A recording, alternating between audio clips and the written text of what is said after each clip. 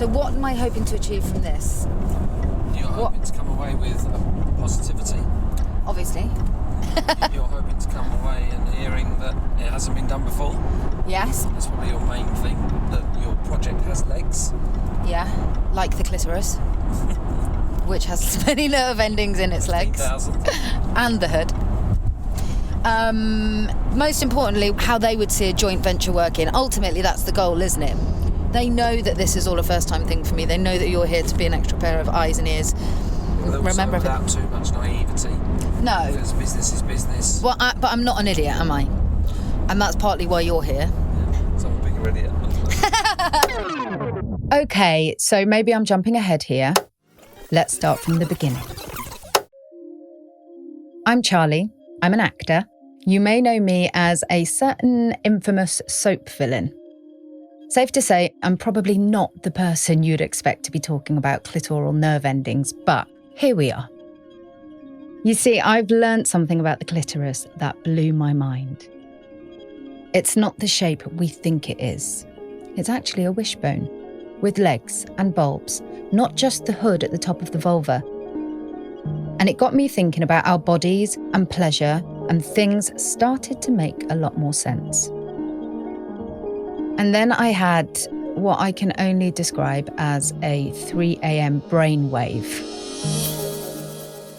Why not make a vibrator that actually mirrors the shape of the clitoris? I told a friend, who seemed to be really into it, which I took as a good sign. And then I spoke to some more women, got some really good feedback, did some market research, and unbelievably, I couldn't find anything similar. And so for the first time, I thought, maybe I'm onto something here. I've always been intrigued by business, but it's felt far too daunting to try before now. I don't know if it's because I'm about to turn 40 or if I'm tired of doubting myself. But for once, I feel like I should be brave. So I'm on a mission to bring this product of my own design to market. This is completely new for me and I am way out of my comfort zone. But it is for a good reason. It's about trying my hand at business, having open conversations about self-pleasure, and educating ourselves about our bodies. I'll be speaking to experts and recording my journey along the way. Trust me, you're going to hear a lot of voice memos, audio diaries, and meetings throughout this. And I'm hoping to learn a thing or two about my own pleasure and business as well. I know they say never to mix the two, but I think in this case, it's worth the exception. Welcome to Coming Soon.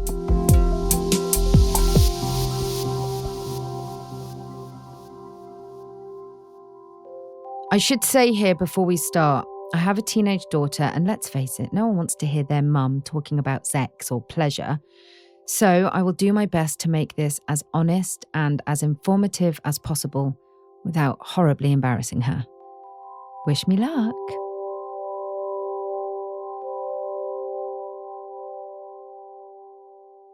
Okay, so session 1. This recording is for you, so it's not going anywhere, obviously. However you want to show up, Charlie, is perfect with me. And so I just want us to relax and take some nice deep breaths in. Okay.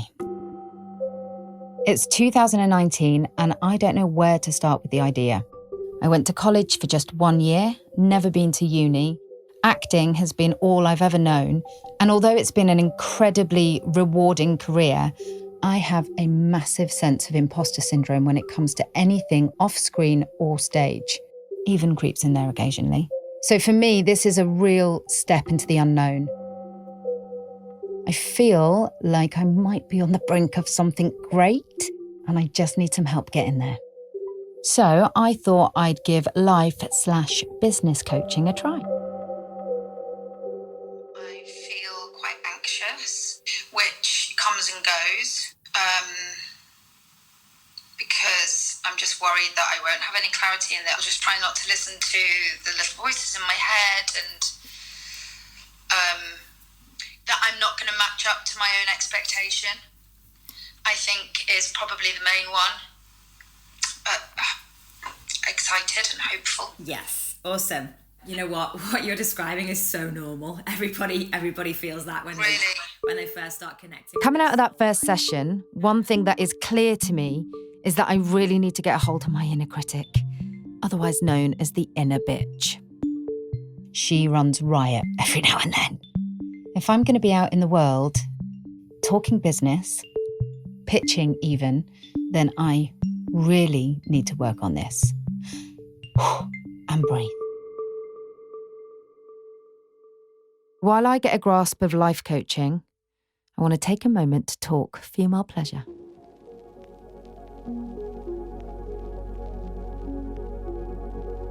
As I start to explore bringing a product of this nature to market, as both a public figure and a mother of a teenage daughter, the prospect of talking about female pleasure is uncomfortable, if I'm honest, and I can't help but feel that this isn't a new feeling, or that I alone feel it.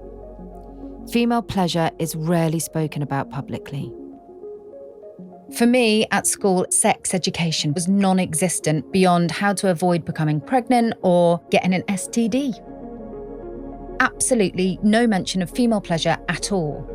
And I'm guessing it's probably a similar story for most women out there. The fact that the clitoris is actually wishbone-shaped was only discovered in the 90s by a urologist called Professor Helen O'Connell. Even when she published a paper about it, the scientific community didn't pick up on it for years afterwards. Now it's finally becoming common knowledge, but female pleasure seems so easy to ignore, in spite half of the world having a clitoris. One organisation that really helped with my research was OMG Yes. Google it. It's a platform that researches pleasure and the different techniques women use. They name these techniques and make educational videos about how to do them. It's great stuff.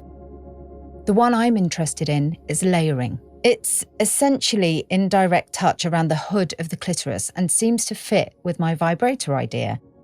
So I'm going to speak to one of the research scientists there, and please go easy on me. I've never interviewed anyone before.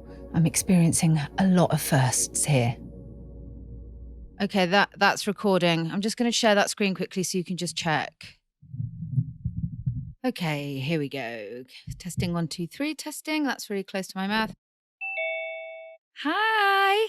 Really nice to meet you, Christiana. So happy to have you. You okay? My pleasure, Charlie. I'm so pleased to join you. Can we start by you telling me a little bit about yourself, who you are and what you do? Well, my name is Christiana von Hippel, and I am a research scientist at omgs.com. And I conduct research through a wonderful partnership with Indiana University and Kinsey Institute researchers, as well as our wonderful in-house OMGS research team. And my passion has always been to explore at the population and community levels what makes flourishing happen, what circumvents taboos, what busts taboos, and allows people to flourish in the areas of life that are most important and joyful for them. So I've really focused on women's sexual pleasure, and that's what we do at OMGS too. There is a lot of important stuff that you're doing there. I can't wait to learn a little bit from you today. Can you just give me a quick overview, really, on what OMG is? Sure. Yeah. OMGS.com is a website, and it's accessible all around the world. So we have men and women and non-binary folks using our site to explore female pleasure. So it's really accessible to everyone.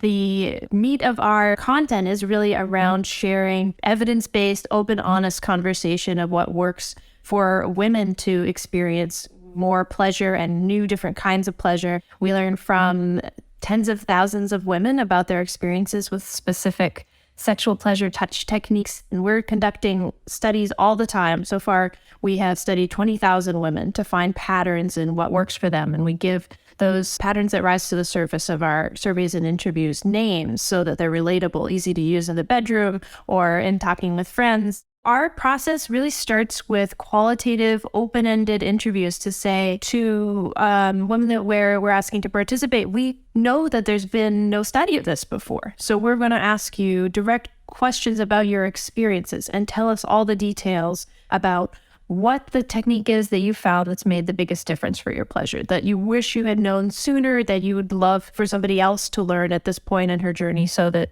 she doesn't have to reinvent the wheel on her own. We dive into how can you take a woman along the journey with you so that she can go home and try this step by step. And so we have videos of really honest conversations between the women that use the technique and our interviewers, or that demonstrate on their bodies how that works. Well, I applaud them and thank them enormously. It's super important, and I was just so thrilled to find a platform that had this information. So that's how I sort of heard about the term layering for the first time, which I know that OMG labeled.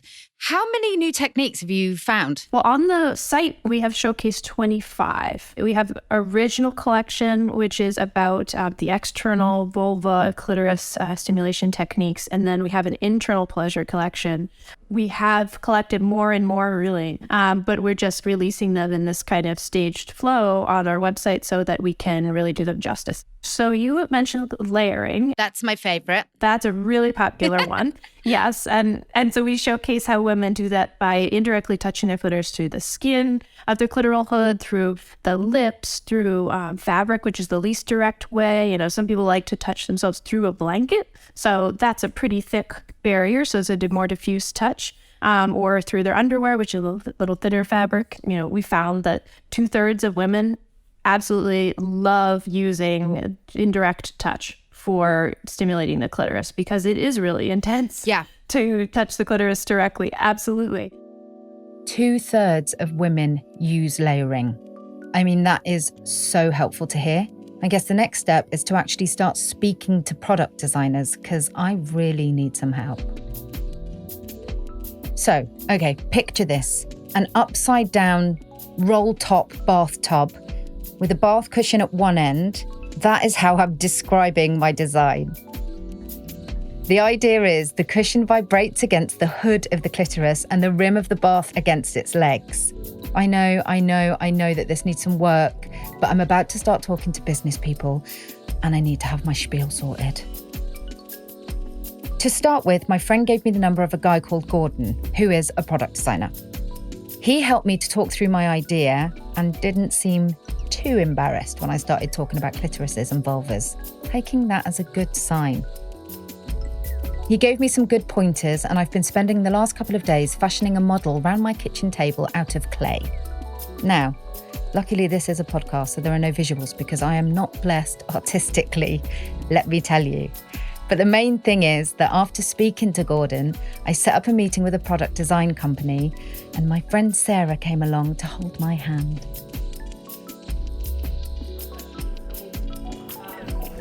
Now, the company didn't want to feature. Fair enough. But you're about to hear me pitch for the first time. And TBH, I'm booking it. Shall we? I'll just come Are you coming in there? I will share my idea with you the best I can. See if you think it's a goodie. So through exploration of my own body and discussions with many girlfriends, I just came up with an idea that I can't seem to see on the market at this point. We know the clitoris is in the shape of a wishbone. Many of the products that are on the market are wand types, great big hard dildos. Do you know what I mean? Hilariously, I had a little play with some clay. It looks like a dinghy, and I don't want it to look like a dinghy. No. So I don't want this hole in here, and I want it to have more depth, and I want this to come out. I just couldn't achieve that. So this lovely sort of raised, padded area, like a pincushion, that vibrates gently.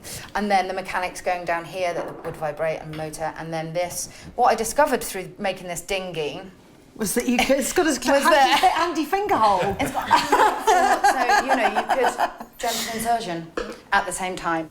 But I would imagine this on the main clitoris area to be a gentle sort of vibration, then the deeper, and then I don't know if it can increase in intensity around here or... And that's enough of that, but you get the gist. As pictures go, I do feel like I did okay. The next step is that the designers will call us tomorrow with a follow-up plan. Yikes. Hi, girls. second impression.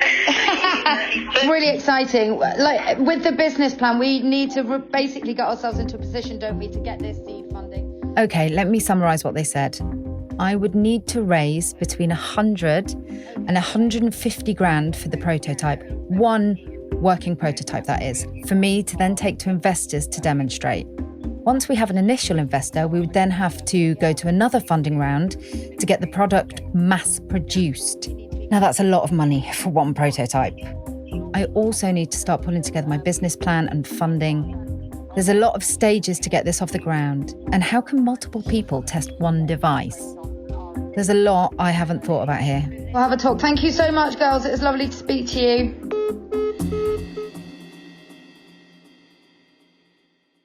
So, woke up today having had the long chat about exploring a potential deal. I feel really encouraged by it. I'm trying to get my head around all this business lingo, and, you know, the more I sort of hear it and the more I'm surrounding myself with it, the more it kind of stays in my head. I am learning. I'm taking notes all the time, and I am trying to expand my knowledge of thinking like a businesswoman.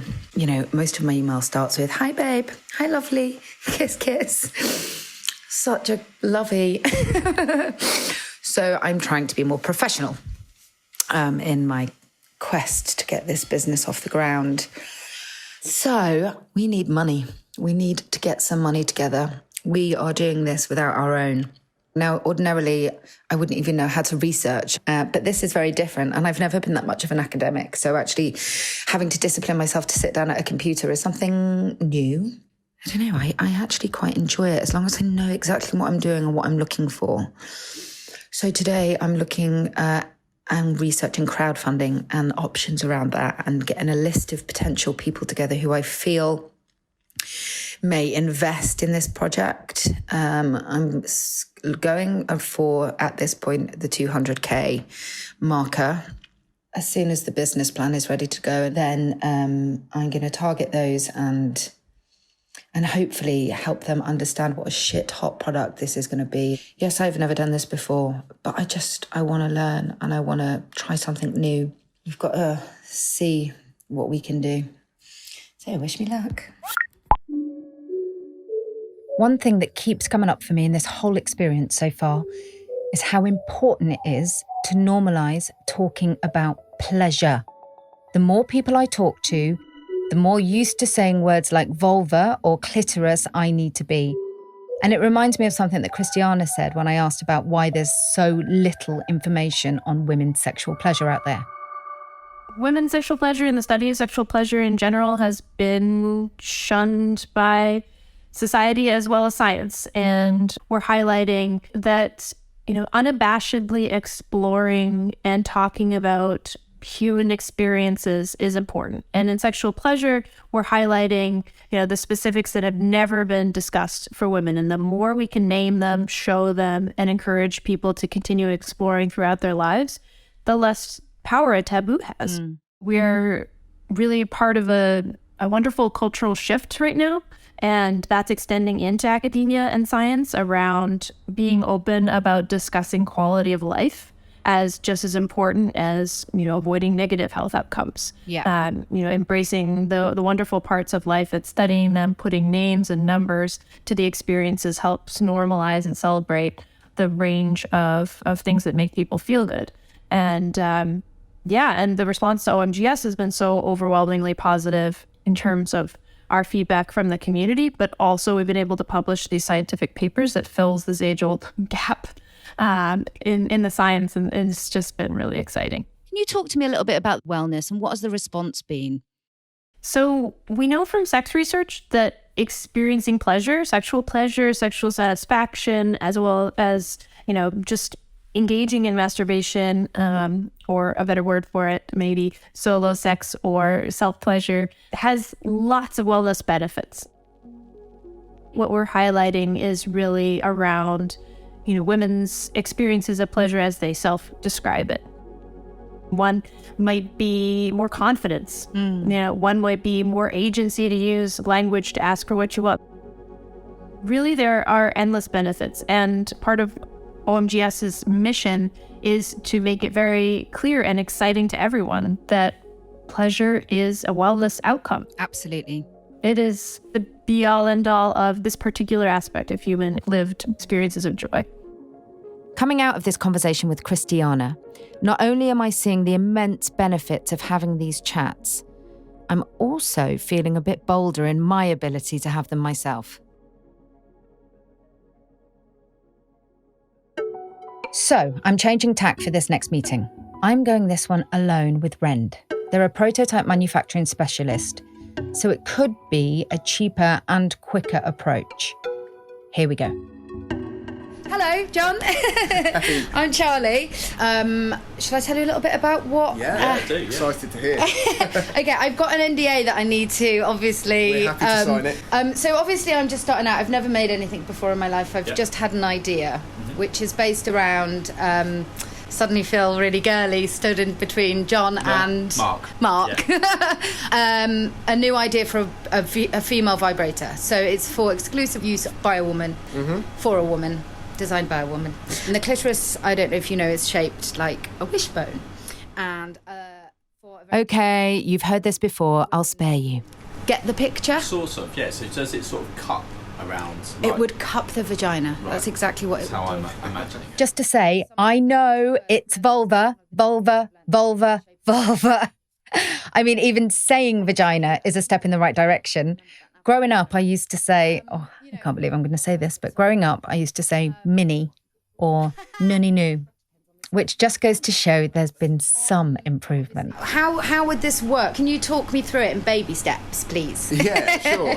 Well, it starts with a conversation. Yes. Like what we're having right now. It's not actually the first time we've been asked to make something like that. It's good. Not been the first time. It needs to start with some sketches, some concepts, whatever you can provide. Just getting some stuff sort of drawn down so that we can better visualise what you're trying to achieve there.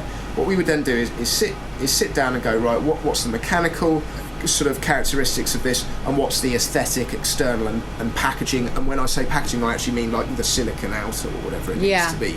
We would then give you a quote and say, right, first of all, we need to come up with an aesthetic prototype for you to say, yeah, this is on the right lines. We'd then be able to use that model to go overseas and go, right, let's start getting some indicative prices for manufacturing a mould for this. We would then do exactly the same thing for the electronics side of it as well. So we would start to say, okay, for us to prototype and actually design the internals for it is probably going to cost about this amount. And then once we've done that, we would look to get that overseas and see exactly how much that's going to cost en masse, and then we would look for one of the companies to contract assemble these units. We can get the packaging done overseas, or we can get it done over in the UK for you, and that's really how we run. I would suggest that we would really need to see what your concept is first, and then we will be able to basically at the end of that sort of confer for a few minutes and say, this is something that we believe we can put together for you. It's coming out of this meeting with the guys at Rend that I'm really starting to understand what it's actually going to take to bring this idea to life. But looking at the options before me at this point, I've also had a bit of a wake-up call. All the product designers I've spoken to have been so helpful with their time, but both of these different routes rely on me putting significant money into getting the prototype made before I can even get in front of investors. Now, I've spoken to a few people who are interested, but at the moment I'm just trying to sell them an idea.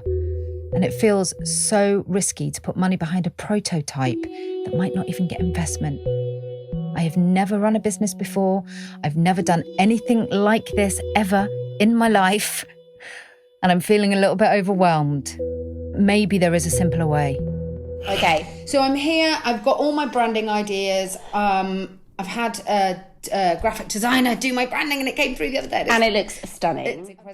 Okay, so I'm currently with my friend Alice as I have a big meeting next week. Okay, so we're going through Charlie's amazing emails and found some content which we can slide straight into an intro. So we're going to do a presentation deck. Now, I can't say who with, but they are a big deal in the world of sex toys.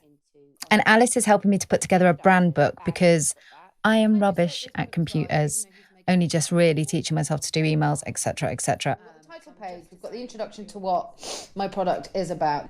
What's on the market? Vibrators. We'll talk about vibrators, obviously. We're going to talk about the market. So let's squeeze in here our market. Oh, yeah. Talking about to all of our friends. Yeah. Who this is aimed at. Yeah. Yeah.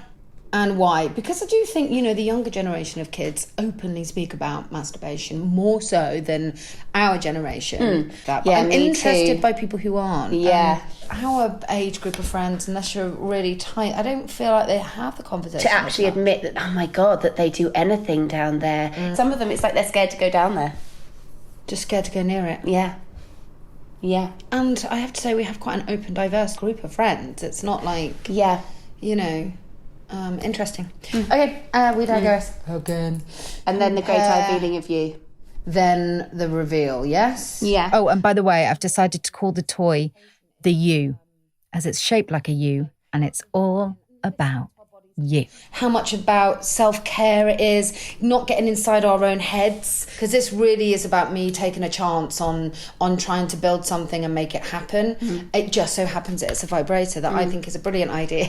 I don't know if the rest of the world will. It might sell too and then never be seen again, and so that's what this has. Also, the story of the you is that you can try be anything, I think that what will come along, that doesn't have to be all over the product. By the time through press, then that will already have been said. Which will have to be navigated very cleverly. I don't want it to be like, oh, Janine from EastEnders, selling a vibrator, like with my face on the end of a big penis.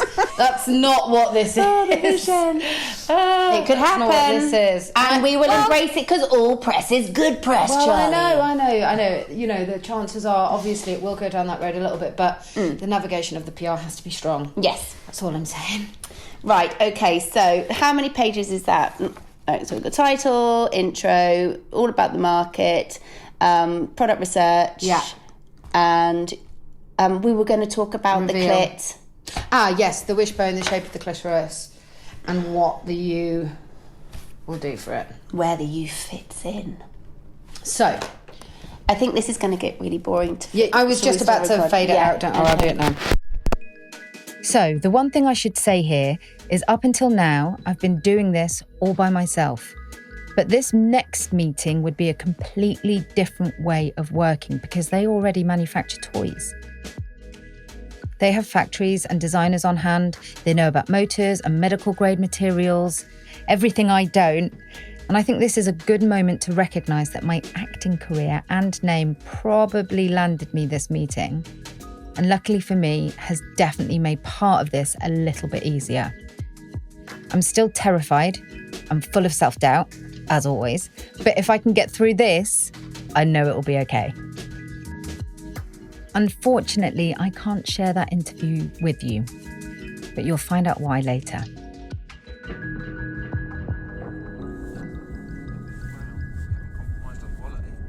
No. Good food, good service. So here's me and Tony, my ex, my daughter's dad. He's become a successful businessman over the last 15 years and has been very inspiring. He came along with me to this big meeting, and this is our debrief. Yes, very good meeting. Very proud of Charlie. Thought she held herself very well. That's really sweet, thank you. I feel like it went really, really well. I don't know if you're going to feel intimidated in the situations or if I'm going to sit down and they're like rolling their eyes or what sort of silly product has she got. I didn't know what to do first. It's like making that small talk with people, isn't it, in the room where you're waiting for people to arrive. And I know, you did pull everything out pretty... I know, I put it all out quite quickly. That's the only thing I would have said to you. Let her go through the document first, then pull out the prototype. They like to see things like that and digest it a little bit. Yeah, and when she turned around and said, I haven't seen anything like this, I was like, oh my God. I was expecting that to pull out like 2 or 3 others and go, it's very similar to this show. And True, so was I. Yeah, I think, that was a really good point. She really knew her stuff as well, didn't she? Yeah. They liked their name. They did, didn't they? Yeah. He's nervous that I'm not going to get the trademark. I need to get the name, don't I? I think they're very interesting. I actually think you should do it now. Do you? Yeah, I think you should go for it. But that's what scares me, like, that's serious money for me. Yeah, but you've got to own your own product, Joel. You've got to own your own IP. Yeah, I know. You've got to. Okay, so I should ring Simon then and say, let's do it. Do it now. Do it now. I'll do it now. Hello, you have reached the voicemail of Simon damn. Clegg. When you finish recording, please hang up or press the hash key for more options. Simon! Are you all right? You can probably tell by my tone of voice that today's meeting went very well. And I can't wait to tell you all about it. In the meantime, I would like to start processing the application for the name The You, please. All systems go.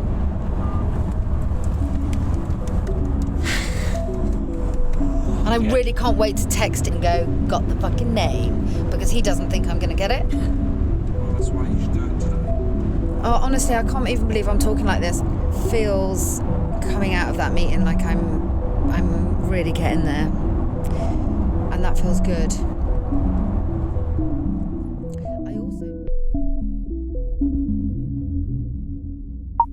I am very excited. I found out today I've got a phone call tomorrow with the head buyer of Ann Summers,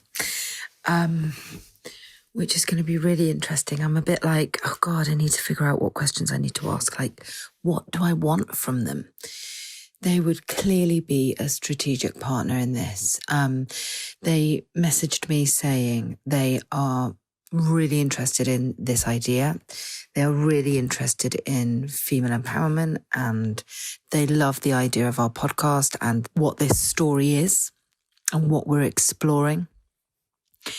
So potentially they could be a really great partner. I'd be mad not to see what they have in mind. Obviously, they've got to like the idea. I'm not going to give too much away. I'm going to talk a lot about what I want this vibrator to bring, I suppose, what goes with it. And who knows? I think once more, I'll do a lot of the listening. But there are so many things to consider, you know, all the negative connotations that do go with sex. But yeah, I'm intrigued to hear what they feel they might be able to offer, and what they would potentially be looking for. It's another tiny baby step forward, one little step in front of the other, you know, but doors seem to be opening, movement is happening. A way, that's my dog growling at me, presenting itself to me in a way that's easy, and it's making it easy to move forward with it, and nothing feels forced, which is, I think, how it should be. Yeah. Anyway, my dog is calling, my sausage. Clever now.